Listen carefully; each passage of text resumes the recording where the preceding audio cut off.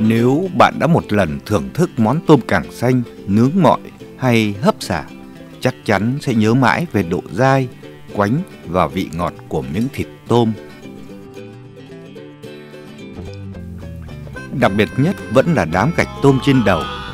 Nó rất thơm, béo ngậy lại bùi bùi, thật khó diễn tả.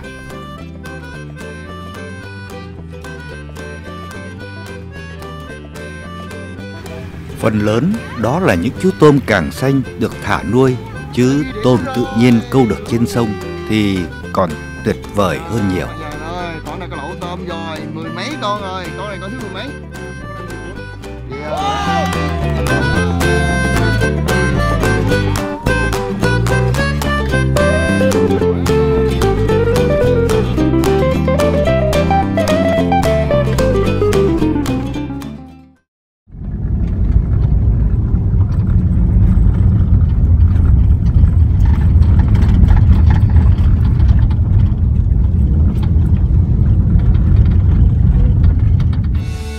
Cứ đến con nước, tôi lại cùng vài người bạn về Cần Duộc, thuê ghe ra sông Vàm Cỏ, câu tôm càng xanh.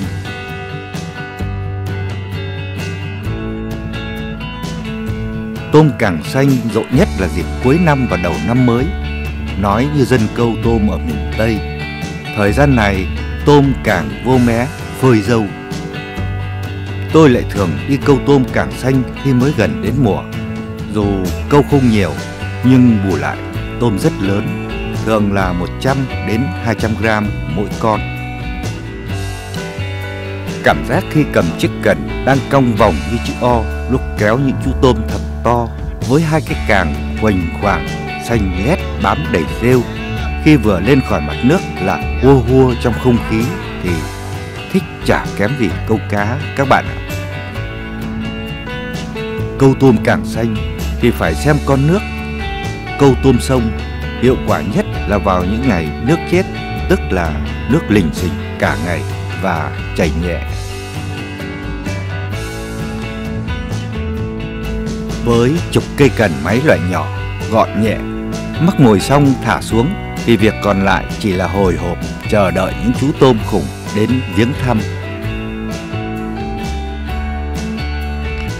Câu tôm thì dễ, nhưng muốn câu được tôm to và nhiều thì cũng cần có chút kinh nghiệm về điểm câu, con nước.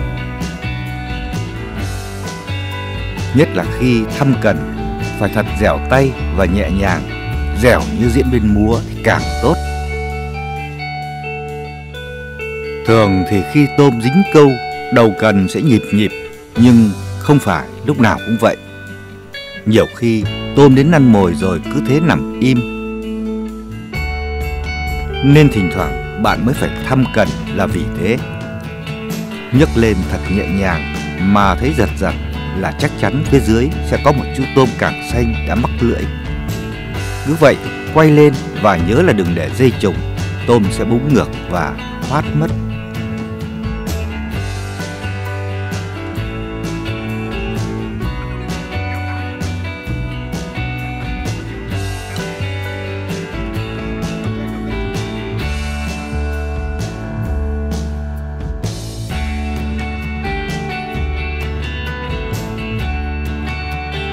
Cũng không chắc chắn 100% khi cái đầu cần câu nhịp nhịp là tôm đang ăn mồi đâu nhé. Có khi là mấy chú cá nhỏ đang phá mồi đấy. Câu sông mà. Nhưng thực sự điều đó cũng không quan trọng. Dù tôm hay cá, cái đầu cần câu cứ nhịp nhịp là vui rồi.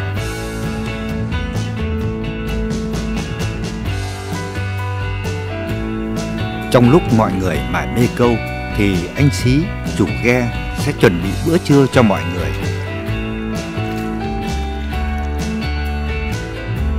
Nói là bữa trưa thôi, thực ra cũng chỉ có con gà hấp hành lá cuộn và nồi cháo.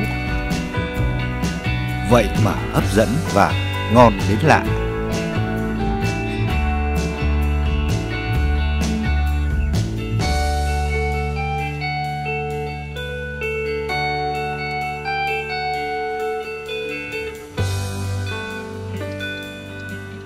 Khi nước chảy là lúc mọi người nghỉ ngơi, tranh thủ ăn trưa, nạp năng lượng để chờ đến con nước chiều.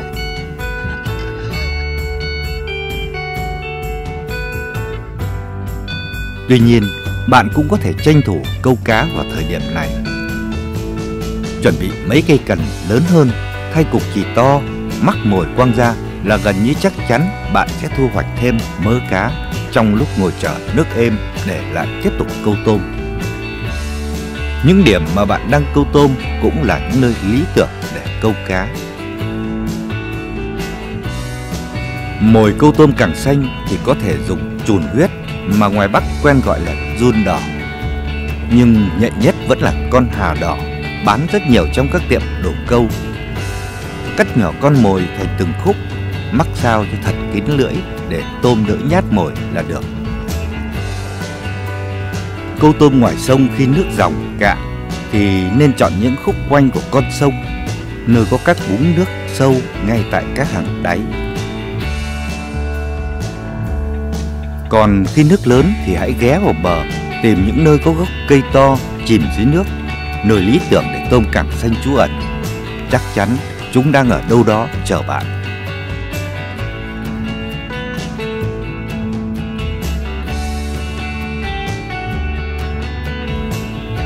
Thả mồi xong, chờ cái đầu cần nhấp nhấp là lại tiếp tục kéo lên ghe những chú tôm càng xanh bự chạc.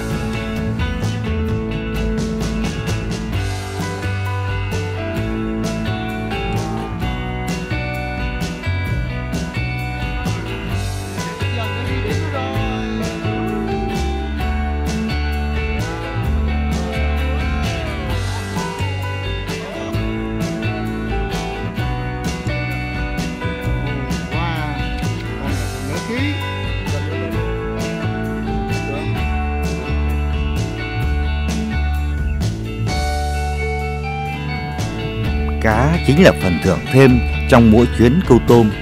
Vì khi nước bắt đầu chảy, tôm sẽ ngừng ăn mồi, thay vào đó là cá. Mà câu sông thì các bạn biết rồi, đủ các loại cá từ to đến nhỏ, nhiều khi cứ thả xuống là kéo lên. Câu cá trong lúc chờ nước êm cũng thật thú vị. Do nước chết nên câu cá những ngày này thường thì không có cá lớn. Cá tuy nhỏ nhưng lại rất nhiều. Chúng ăn liên tục, nhiều khi không kịp kéo lên vì chúng ăn tất cả các cần.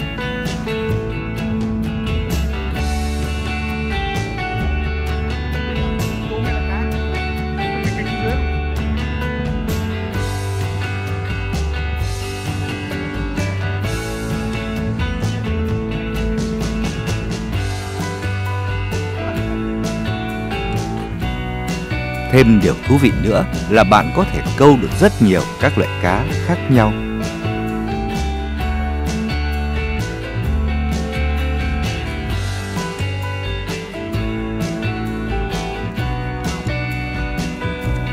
Nếu chăm chỉ, đến cuối ngày chắc chắn bạn sẽ có một mớ cá tạp thật đa dạng.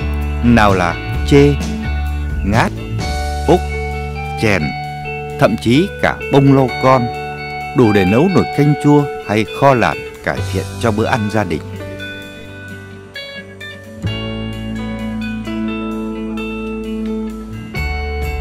Chiều đến, khi nước bắt đầu chảy mạnh, cũng là lúc anh em thu cần chạy vô mé bờ, cùng nhau lựa ra những chú tôm to nhất, hấp với vài nhánh sả.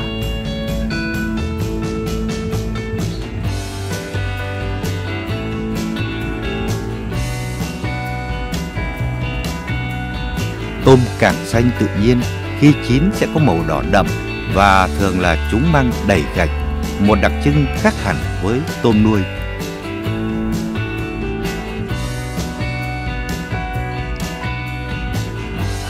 Mọi người lại quây quần bên nhau thưởng thức món tôm hấp cùng với những lon bia lạnh để kết thúc một ngày câu thật thoải mái trước khi lên bờ để về với cuộc sống bận rộn thường ngày.